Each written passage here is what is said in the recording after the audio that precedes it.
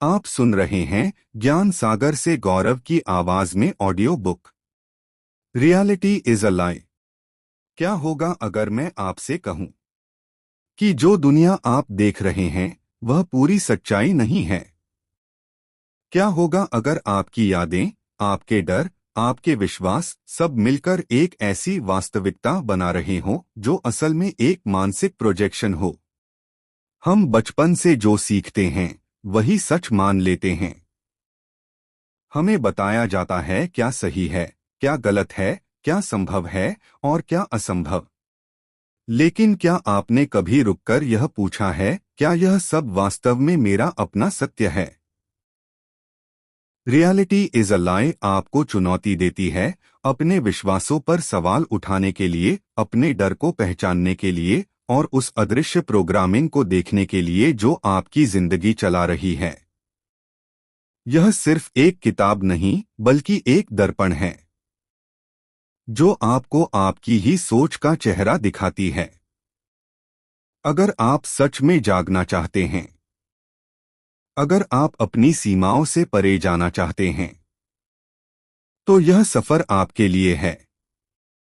तैयार हो जाइए, क्योंकि अब जो आप सुनने वाले हैं वह आपकी दुनिया देखने का तरीका हमेशा के लिए बदल सकता है। एक वास्तविकता एक मानसिक निर्माण है। किताब का पहला और सबसे गहरा विचार यह है कि जिसे हम वास्तविकता कहते हैं वह वस्तुतः हमारे मस्तिष्क द्वारा निर्मित एक व्याख्या है।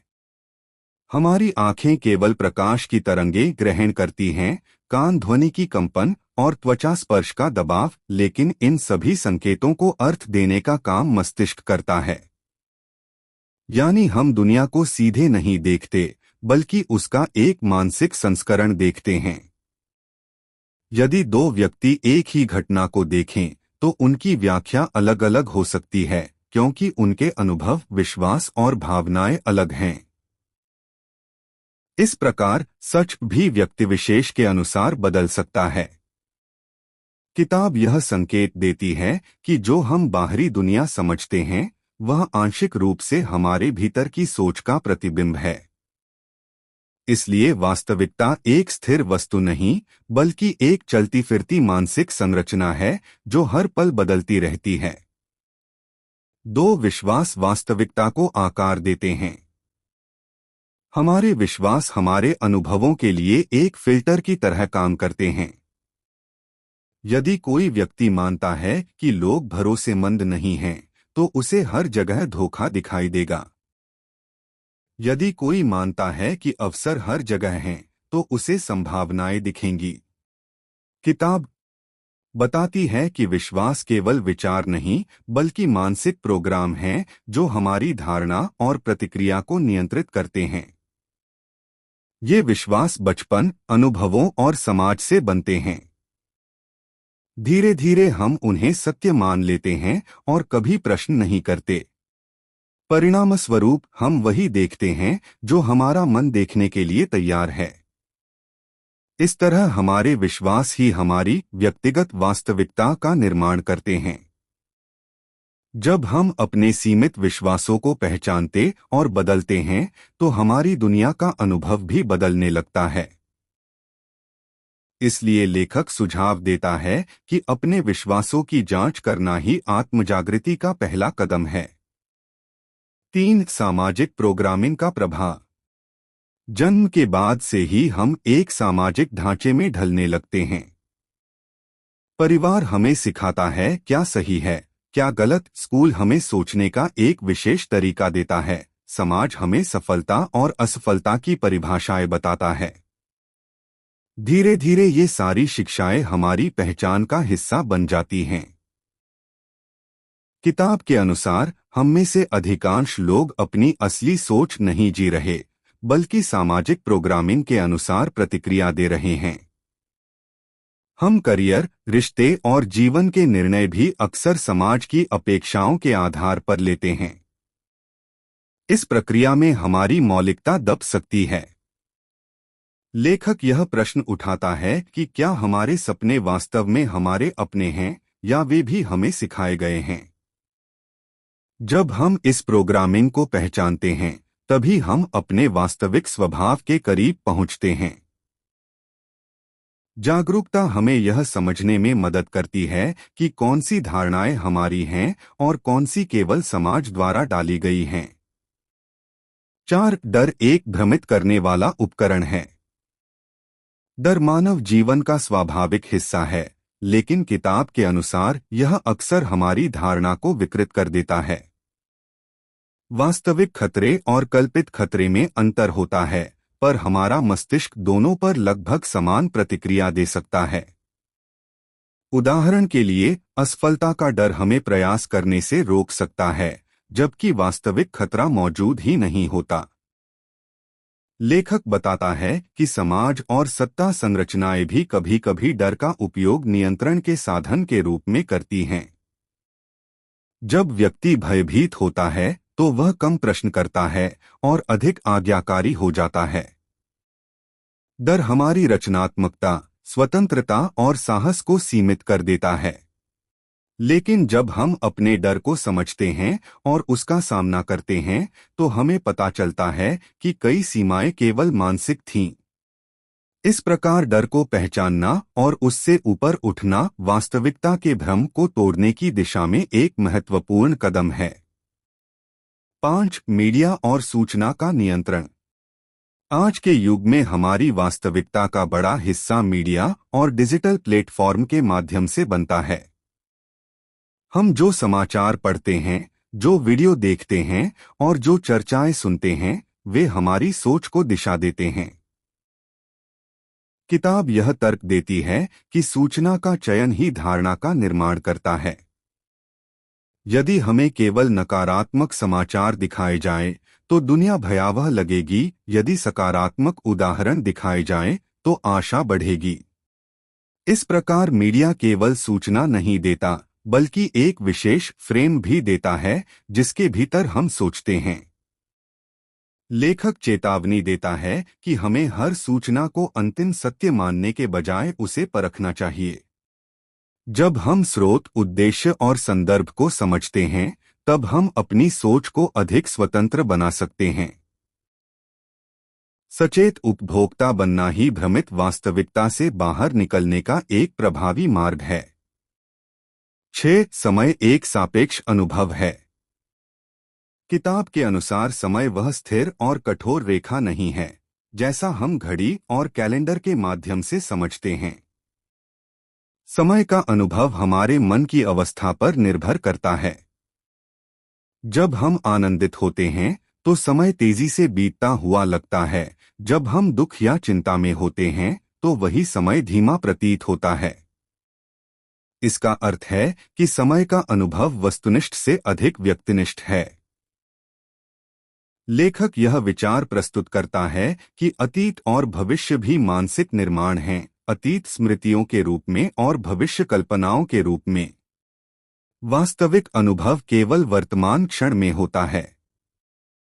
फिर भी हम अक्सर अतीत के पछतावे और भविष्य की आशंकाओं में उलझकर वर्तमान को खो देते हैं। किताब यह भी प्रश्न उठाती है कि क्या समय वास्तव में रैखिक, लिनियर है, या यह चेतना का एक आयाम है जिसे हम सीमित रूप में समझते हैं। जब व्यक्ति वर्तमान क्षण में पूरी जागरूकता के साथ जीता है, तो समय का दबाव कम हो जाता है। इस प्रकार समय को समझना वास्तविकता के भ्रम को समझने की दिशा में एक महत्वपूर्ण कदम है। 7. अहंकार की भूमिका। अहंकार वह मानसिक संरचना है जो हमें मैं और दूसरे के बीच अलगाव का अनुभव कराती है। यह हमारी पहचान, उपलब्धियों, असफलताओं और सामाजिक छवि से जुड़ा होता है। किताब बताती है कि अहंकार आवश्यक भी है, क्योंकि यह हमें व्यक्तित्व और दिशा देता है, लेकिन जब यह अत्यधिक मजबूत हो जाता है, तो यह भ्रम पैदा करता है। हम अपनी पहचान को अपने पद, धन, रिश्तों या विचारों से जोड़ लेते हैं और उन्हें ही अपना वास्तविक स्वरूप मान बैठते हैं। परिणामस्वरूप जब इन बाहरी चीजों में बदलाव आता है, तो हमें असुरक्षा और भय महसूस होता है। अहंकार तुलना और प्रतिस्पर्धा को बढ़ाता है, जिससे व्यक्ति निरंतर दूसरों से बेहतर या कमतर होने की चिंता में रहता है। लेखक सुझाव देता है कि जब हम अपने विचारों और भावनाओं को केवल अनुभव के रूप में देखना सीखते हैं, न कि अपनी पहचान के रूप में, तब अहंकार की पकड़ ढीली होने लगती है। इस जागरूकता से हम अधिक शांति और संतुलन का अनुभव करते हैं और वास्तविकता का भ्रम धीरे धीरे कम होने लगता है। 8. चेतना का महत्व। किताब में चेतना को मूल आधार माना गया है। लेखक का तर्क है कि हम बाहरी दुनिया को इंद्रियों के माध्यम से अनुभव करते हैं, लेकिन अनुभव का वास्तविक केंद्र चेतना ही है। यदि चेतना न हो तो न अनुभव होगा और न ही वास्तविकता का बोध। इस दृष्टिकोण के अनुसार बाहरी संसार चेतना में प्रकट होने वाली घटनाओं का समूह है। यह विचार पारंपरिक भौतिकवादी सोच को चुनौती देता है, जो मानती है कि चेतना केवल मस्तिष्क की जैविक क्रिया है। किताब संकेत देती है कि संभव है चेतना ही प्राथमिक हो और भौतिक जगत उसका परिणाम हो।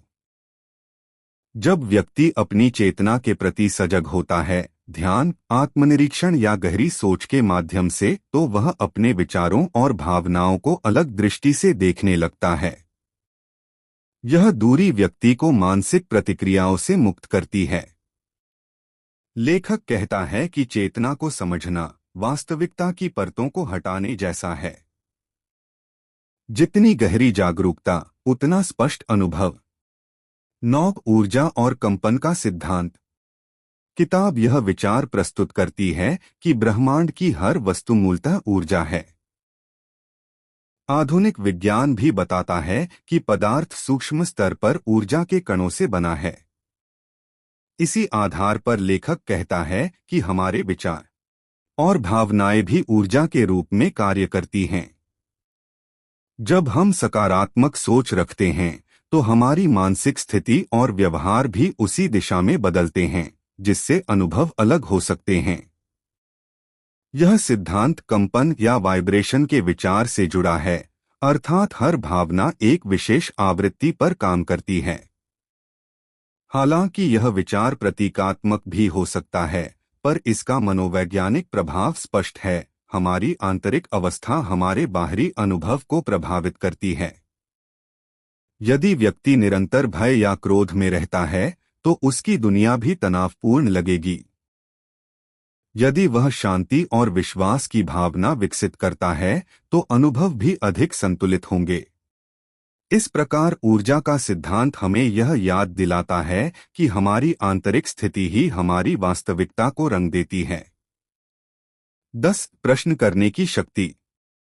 किताब के अनुसार भ्रम को तोड़ने का सबसे प्रभावी साधन है प्रश्न करना। हम बचपन से कई धारणाएं बिना जांचे स्वीकार कर लेते हैं। यह सच है क्योंकि सभी ऐसा कहते हैं।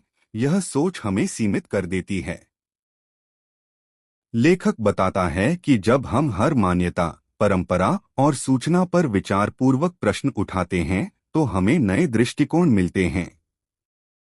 प्रश्न करना विद्रोह नहीं, बल्कि जागरूकता का संकेत है। यह हमें अंधविश्वास, डर और सामाजिक प्रोग्रामिंग से बाहर निकालता है। उदाहरण के लिए, यदि हम अपनी असफलता को स्थायी सत्य मान लें, तो हम आगे नहीं बढ़ पाएंगे, लेकिन यदि हम पूछें क्या यह अंतिम सत्य है या केवल एक अनुभव, तो संभावनाएं खुलती हैं।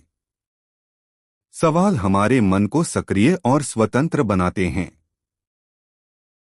लेखक इस बात पर जोर देता है कि सत्य किसी बाहरी प्राधिकरण से नहीं, बल्कि आंतरिक खोज से प्रकट होता है। जब व्यक्ति लगातार प्रश्न करता है, तो वह अपनी वास्तविकता को समझने और पुनर्निर्माण करने की शक्ति प्राप्त करता है। 11. सीमाएं मन की बनावट हैं। किताब बताती है कि हमारी अधिकांश सीमाएं बाहरी नहीं, बल्कि आंतरिक होती हैं।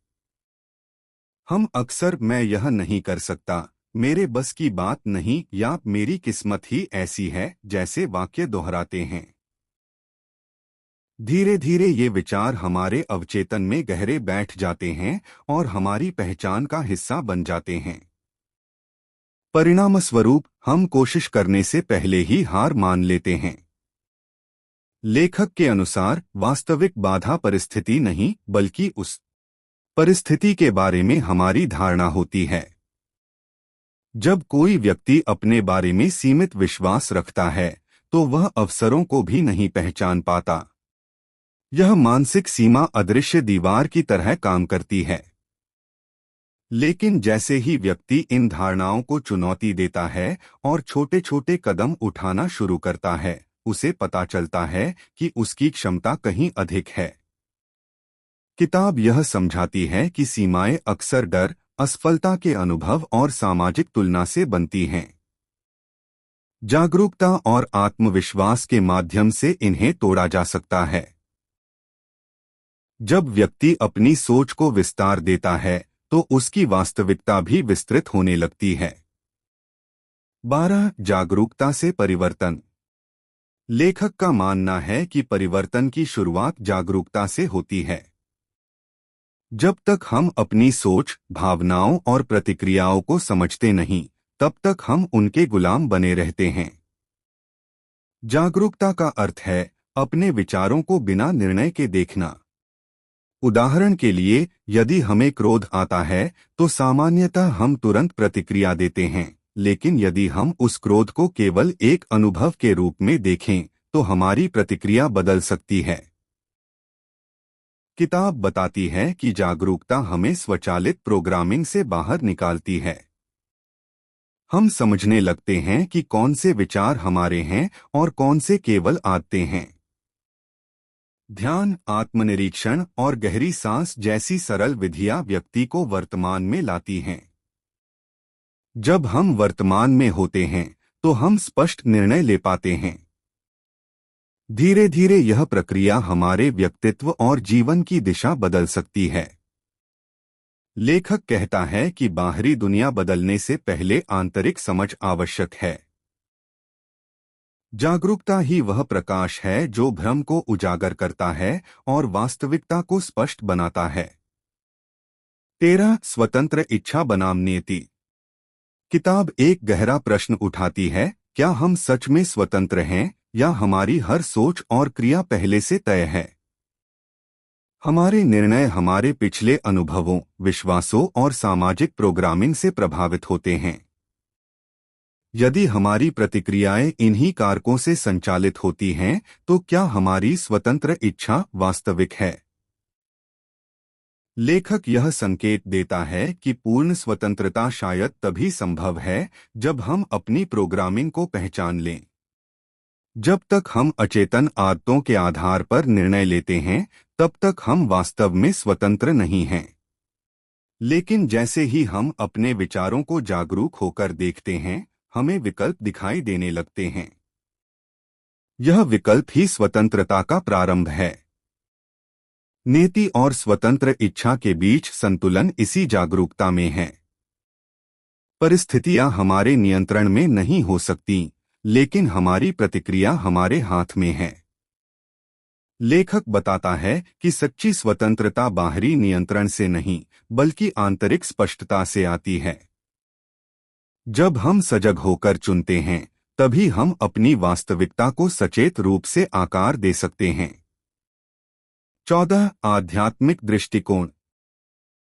किताब केवल मनोवैज्ञानिक या सामाजिक विश्लेषण तक सीमित नहीं रहती, बल्कि आध्यात्मिक दृष्टिकोण भी प्रस्तुत करती है। लेखक के अनुसार वास्तविकता को समझने के लिए केवल तर्क और विज्ञान पर्याप्त नहीं, आंतरिक अनुभव भी महत्वपूर्ण है। ध्यान, मौन और आत्मचिंतन व्यक्ति को अपने गहरे अस्तित्व से जोड़ते हैं। आध्यात्मिक दृष्टि यह सिखाती है कि हम केवल शरीर और विचार नहीं, बल्कि चेतना का एक व्यापक स्वरूप हैं। जब व्यक्ति अपने अस्तित्व को व्यापक परिप्रेक्ष्य में देखता है, तो उसकी समस्याएं और भय छोटे लगने लगते हैं। यह दृष्टिकोण अलगाव की भावना को कम करता है और एकता का अनुभव कराता है। लेखक यह नहीं कहता कि किसी विशेष धर्म को अपनाना आवश्यक है, बल्कि वह आंतरिक खोज पर जोर देता है। आध्यात्मिक अनुभव व्यक्ति को शांति और संतुलन देता है। इस समझ के साथ वास्तविकता केवल बाहरी घटनाओं का समूह नहीं, बल्कि एक गहरा, परस्पर जुड़ा हुआ अनुभव बन जाती है। 15 जागृति का मार्ग। अंतिम बिंदु में किताब जागृति की बात करती है, एक ऐसी अवस्था जहां व्यक्ति अपने भ्रमों को पहचान लेता है। जागृति का अर्थ है अपने विश्वासों, डर और प्रोग्रामिंग को समझकर उनसे ऊपर उठना।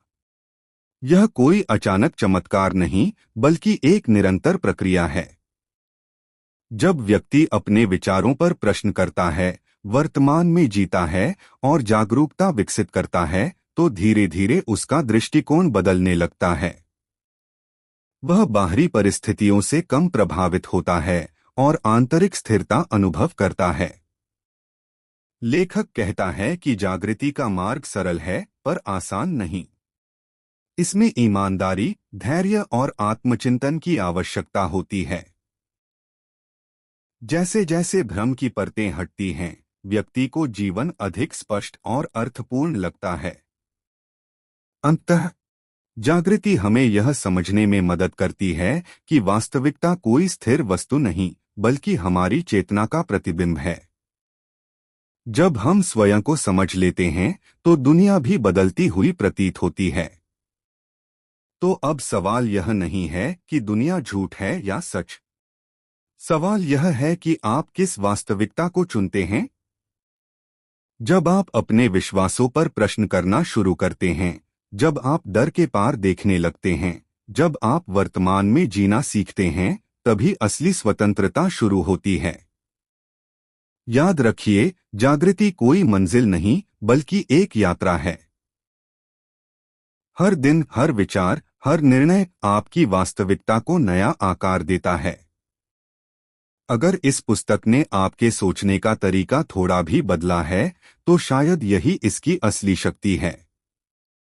सच बाहर नहीं छिपा, वह आपके भीतर इंतजार कर रहा है। आंखें खुली रखिए, प्रश्न करते रहिए, जागरूक रहिए, क्योंकि जब आप बदलते हैं, तो आपकी दुनिया भी बदल जाती है।